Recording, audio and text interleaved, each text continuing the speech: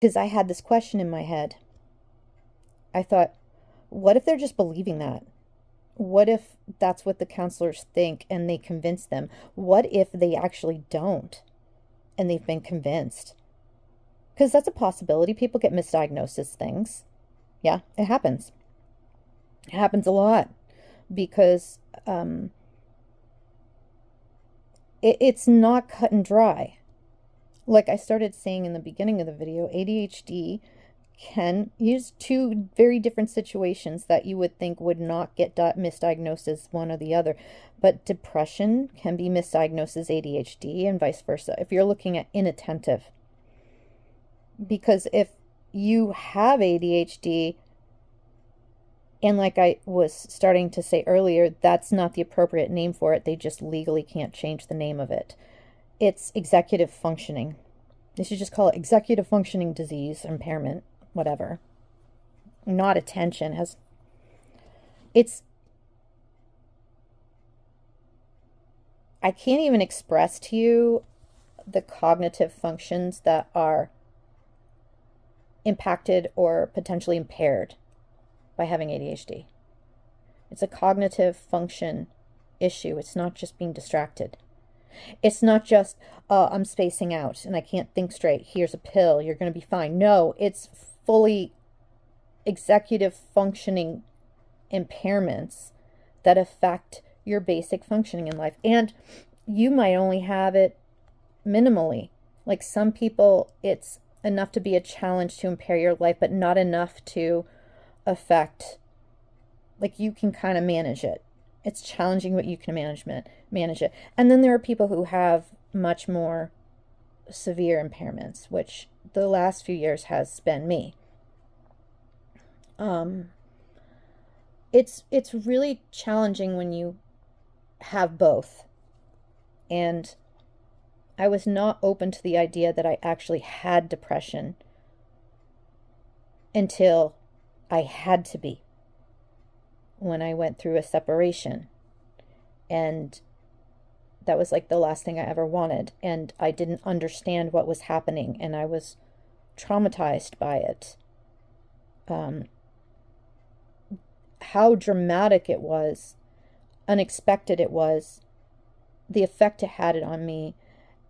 And it didn't make any sense. That's a whole nother video. I don't think I'll ever really discuss that because it's not part of what I'm going through now. It just happened to be a time in my life where it got scary for me, regardless of the situation, regardless of what the situation was. The thing that's important in this conversation and in this platform is that because of a situation that brought me to that point, I had to get help. And I had an aunt. I had a family member that was very concerned for me. And I think my family was very concerned for me. You know, so she says, she talked to me and I don't want to say she gave me tough love because she was very gentle and sweet but honest. And she was very concerned that I was going to live a very short life. That there was a real danger. And there was. That's why this conversation about medications is so important. And it's so complicated. In every situation, every person's brain chemistry is different. And you have people out there that are struggling with wanting to unalive. That's not a joke. If there's a medication out there that can treat them and make them functional again and feel good and not be suffering, let alone being a danger to themselves out of no fault of their own, simply because of an imbalance, simply because of, it runs in their family. I'm sure there are other illnesses that run in people's family that are, people think you have depression, you can just take a medication and be fine. And sometimes that is the ticket. Sometimes that's all that's needed. But a lot of times it's much more complicated than that, right? And there's just so much to this conversation. It's really hard, I think, because there are so many aspects that are connected to what I first came on here to talk to you about, was just to make you aware of Venlafaxine. So regular antidepressants, if you've been taking regular or common antidepressants and you've ever forgotten to take your medication, generally speaking, if your experience is like mine, when I was younger and forgot for a few days, as you will probably know, it might take, a few months when you first start taking an antidepressant for depression. If you are diagnosed, and this is a medical safety issue too, especially if it's that severe. But they aren't without risks.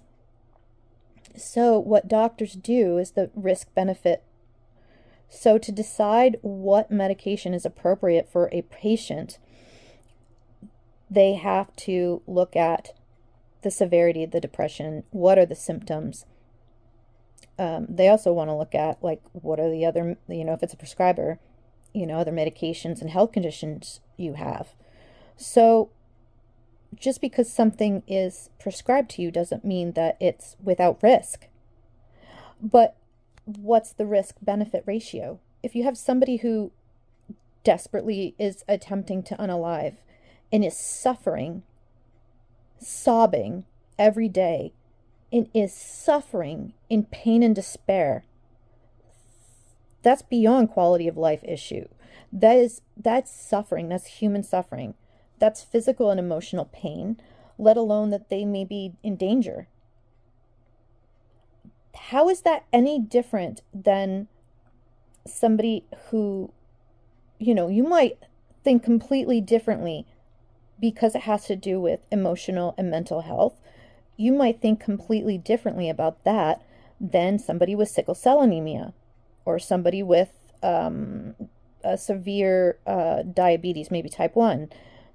That's not physically their fault. Somebody with sickle cell anemia might have a crisis, and you go, that's physical, that's completely different. Well, yeah, but if somebody has a chemical imbalance they're born with, if that's the type of depression they have, and you can fix that with medication and save them from killing themselves, do not tell me that that is not a risk to somebody's life. It's a different way, okay? So you're not somebody with a heart arrhythmia who might die suddenly of a heart attack. Oh, well, let's say you have a mental health condition that makes you think these thoughts and want to do something. I'm sorry, but that's still a physical aspect as well. It's very important to talk about these things. And also, don't look at it like something's wrong with this person, or they could just think their way out of it. Cognitive behavioral therapy is super important.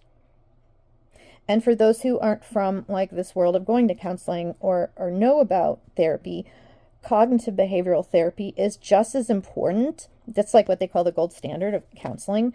It's just as important as taking medicine. But what it does is it helps you to identify when you're thinking in an incorrect way that is harmful to you.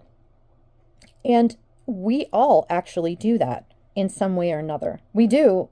There's certain, I would really love to learn more of that. Cognitive,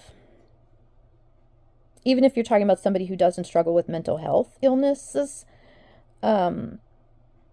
cognitive distortions. There's some we all do. Because we're human. We're flawed human beings. And especially in today's day and age where there's so much that's floated around as if it's facts. And we're not taught critical thinking anymore. And critical thinking is not something that we just do naturally, including myself. We don't. We think we do, don't we? It's actually quite scary. It's something that you have to learn and practice, and you have no idea. Yeah, I do want to talk about this class I took when I was in high school. I've mentioned it a few times. It's very challenging because cognitive distortions, that's when you think something and the way that you came to that belief might be flawed, but you don't realize it because no one's ever told you. It seems obvious to you, and that's how everybody else around you thinks. How would you know? You know? And we all do it. We all do it.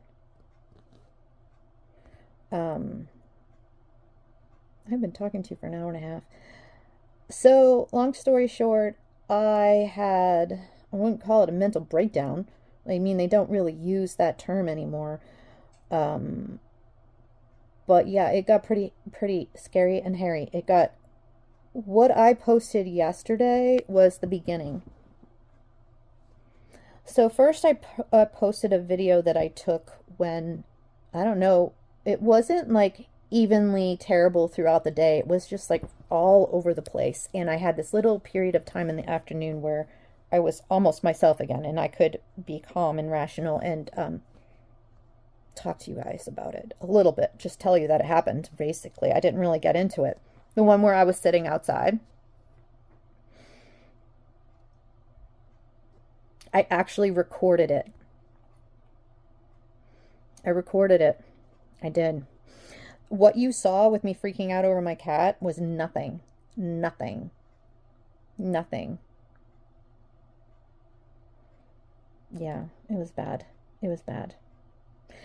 I was never in any danger, as mad as I was at her, because I really just wanted her to leave me alone because I couldn't contain. It was kind of like an emotional health crisis because of this stupid med.